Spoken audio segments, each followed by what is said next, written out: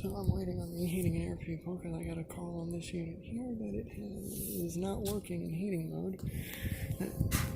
They have to use auxiliary heat, and look at the oil in this thing.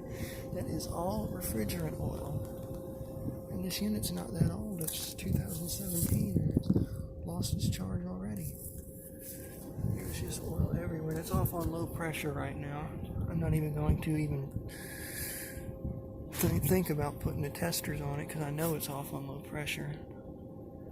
This is the low pressure wire going to the contactor, and this is the other wire coming off the low pressure switch going to, and it breaks a circuit somewhere, but I'm waiting on the heating and air people because this thing's still under warranty. But yeah, it blew its charge, or it's got a big leak somewhere. But yeah,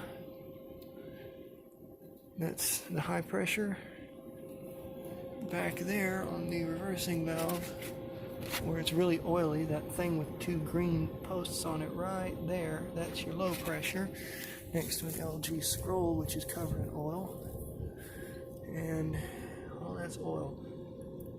There's your defrost thermostat and some shiny suction piping because it's full of oil.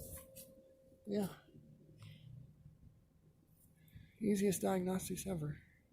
Pull the panel off and it's covered in oil. Grab my oily gloves here. Got oil all over my tester trying to check that low pressure switch. And right there it is, 2017. But yeah, Carrier lost its charge. I would keep you all updated once the heating and air people give me their thought on it. But yeah, poor Carrier.